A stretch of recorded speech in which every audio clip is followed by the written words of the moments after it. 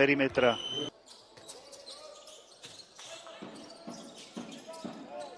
Opäť hostia. Došlo na obruč. Ako musí ísť do takýchto ťažkých strely. Ako môže byť dominantný pod košom v porovnaní s výškou a fyzickým fondom hostujúcich hráčov. Zatiaľ hrá v útoku.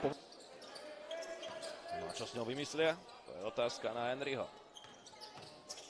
Nielen na ňo, aj na jeho spoluhráčov, ale na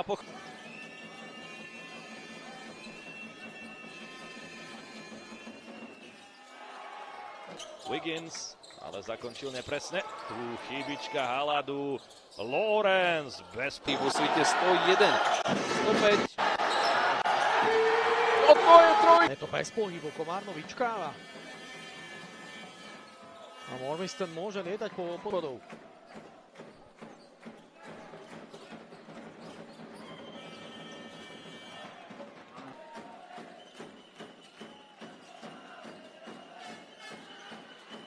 Wiggins to skúša za 3. Henry. Bude sa snažiť zdržiavať čas čo najdlhšie a pripraviť pozíciu na zakončenie niekomu zo svojich spoluhráčov. Lawrence to skúša. Pincel nie je trojkár. Útokoch strašne často stojí za perimetrom a má to 0-3 vzdialky dnes. Naopak Jediným Slovákom, ktorý sa presadil v tomto zápase, Pospíšil s jedným úspešným trestným hodom. Komárno. Komárno zrýchľuje rozohrávku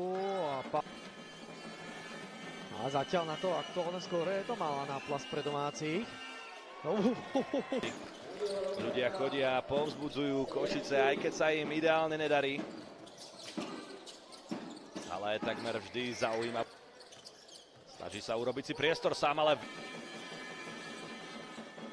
Gray. Ale nie vždy je to možné. Čo Martin Koller nabádal, tak to musia urobiť. Len Komárne aj Rytieri teraz, ale výborný blok od Lawrence na páleníka Henry. Naopačne. Zatiaľ veľmi dobre drží. Čo drží vlastne? Budou proti Slovanu 8 proti Pievici. Henry. Henry, jeho rozohrávka. Vládol výborne. Lečer. Ľadal Kutela medzi 4. Ale rozdiel opäť 10 bodových, prospech Komárna. Henry. Ktorý bol vylúčený po druhej technickej už 17. minúte zápasu s Pievicou. Neukázal, ale Volárik mu ešte loptu doskočil. Čiže Henry s ťažkou dvojkou a... Víš? Sekúnč, ako by Basíl Galomba. A sa Henry vypýtal si pri.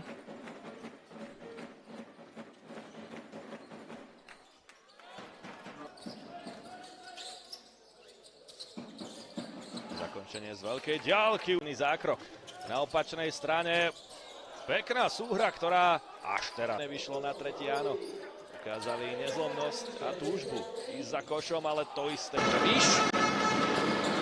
Sekúnč, ako by Basíl Galomba, ale toto už bola ťažká prihrávka pre Stevanoviča.